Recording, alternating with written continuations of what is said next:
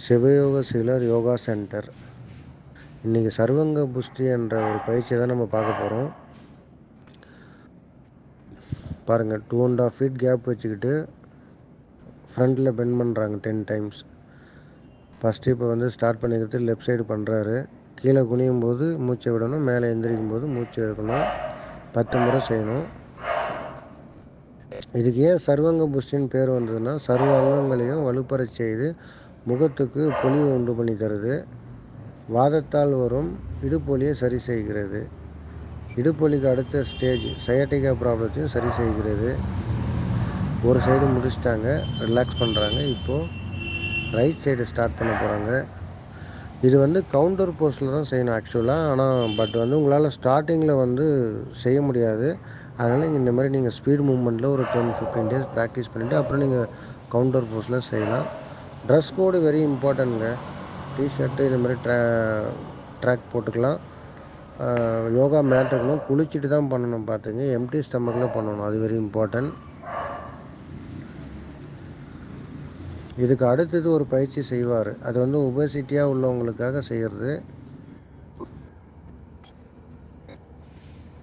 2 சைடும் முடிச்சிட்டாங்க. இப்போ அடுத்து ஒரு பயிற்சி பார்க்க போகிறோம்.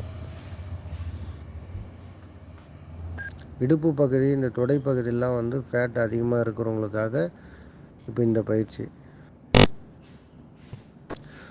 எந்த ஒரு பயிற்சியுமே நீங்கள் வீடியோ பார்த்துட்டு அப்படியே ஸ்டார்ட் பண்ணாதீங்க. குறிப்பாக யோகத்தை பொறுத்த வரைக்கும் அப்படி பண்ணாதீங்க. ஏன்னா ஆசனங்கள் தொடங்கிறதுக்கு முன்னாடி லூஸ்னிங் எக்ஸசைஸ் இருக்குது, அது வெரி இம்பார்ட்டன்ட். அது எப்படி செய்கிறதுன்றது நீங்கள் தெரிஞ்சுக்கிட்டு தான் பண்ணணும். அதை நீங்கள் பண்ணாமல் ஆசனங்கள் பண்ணிங்கன்னா எங்கன்னா பிடிச்சிக்கும் பார்த்துக்குங்க. அது சரி பண்ணுறதுக்கு 2-3 நாள் ஆகும்.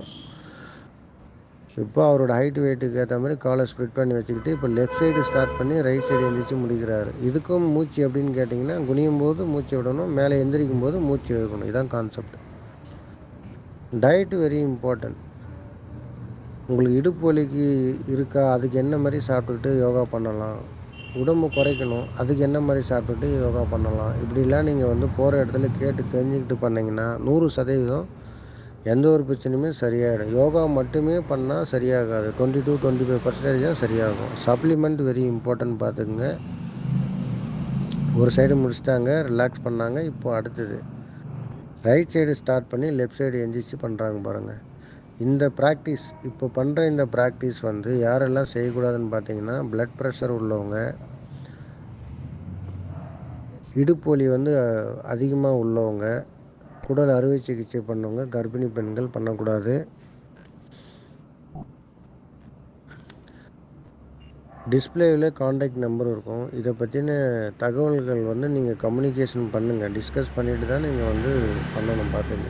எங்ககிட்டன்னு இல்லை, வேறு எங்கன்னா கூட நீங்கள் வந்து பண்ணும்போது அது அந்த மாதிரி பண்ணுறது பெஸ்ட்டு உங்களுக்கு.